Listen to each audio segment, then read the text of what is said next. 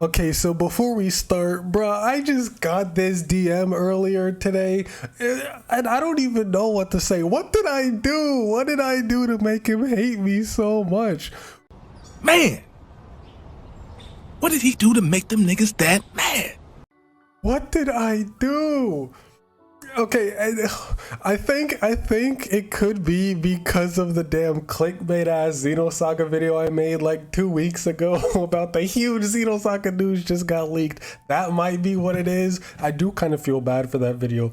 Oh, at least I did, not anymore. But what did I do to him, bro? I don't know what I did. But for this video, I don't even know where this came from. I just thought about this while I was at work, but the whole like Xenoblade 2 is just a harem thing really pisses me off, and it's just for the simple fact that it's simply not even true.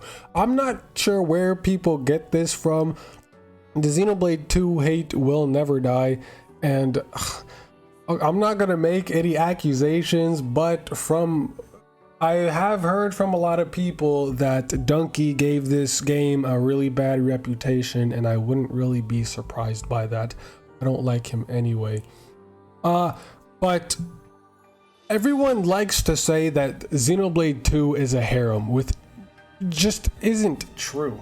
So by definition, technically, yes, it is a harem, as the official definition for a harem is a genre of light novels, manga, anime, and video games focusing on a main character surrounded by multiple potential romantic or sexual partners. So by definition, yes, it is a harem, but not at all in the way that people on Twitter like to portray it as. People like to portray it as like the typical like stereotypical anime trope of like a male character and he's got all these women around him just fiending for his meat.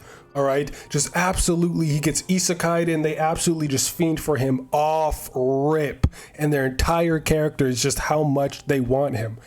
That is not at all the case for Xenoblade 2, not even close. Okay, all of the three characters, Mythra, Pyra, and Nia, all three of them have very specific and exact reasons for why they have feelings for Rex. It's not just love at first sight where they saw him and they're like, oh my God, like he's my life now. That is not at all what happened, okay? Nia, when they first met, it was just a normal, regular interaction. She was with Torna and Rex was just there as a part of the job, helping out, okay? And Neo, she was kind of okay with Rex. She wasn't like head over heels with him or anything. And then Jin killed Rex. He came back fighting Malos and whatever. What's his name? Rex and Azurta saved Nia, and then they crashed into Gorma. So she was, tagging along with them. And she said, once they get to Gorma, they're going to split ways. And then after we get to Gorma or Torgoth and do all that stuff, after we fight Morag, when Nia is finally going to leave the party, Rex's conviction and his dedication to take Pyra to Elysium won her over. She's like, okay, it's kind of contagious. His conviction is contagious and convincing. I'm gonna stick around with him for a little while longer. And then fast forward through the game, and eventually we get to that part in Opus where she shows that she's actually a blade, and she expresses her love to Rex. And the reason is because Rex was the person who taught her that she doesn't need to be afraid of who she is. She doesn't need to hide her true self. She can just be who she is, and people will accept her for that. If you just embrace who you actually are and accept the people who love you for who you are. He made her realize that. Rex was the reason that Nia was no longer scared to hide who she is, okay?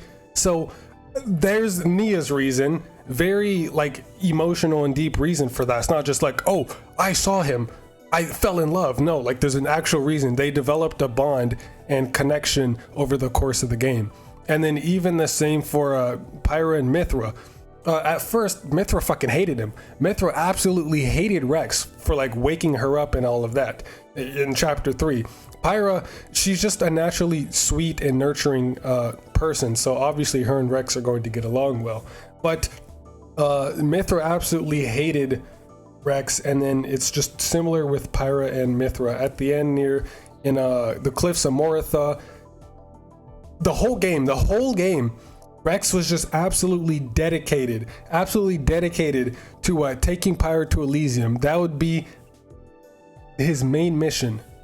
He would do that until the very day he dies. He would not stop until either he dies or it happens. He was dedicated to taking her to Elysium under any circumstances. All right. He risked his life multiple times in order to fulfill the promise he made to her.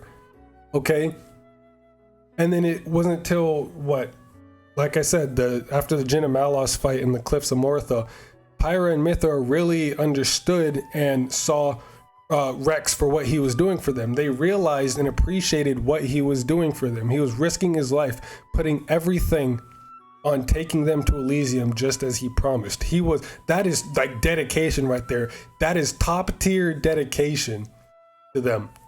And like he didn't even know them just from the beginning, as to repay Pyra for giving him half of her life force. He promised to take it to Elysium, and that is exactly what he did. He fought and he fought and he fought until he finally fulfilled that.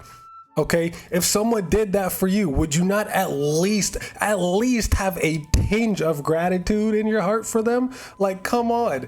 There's so much more than just, oh, it's just a harem because I see one guy and 3 girls. Like, these fucking Twitter drones, they don't want to look into why they're in love with Rex, or like I said, why, for what reasons.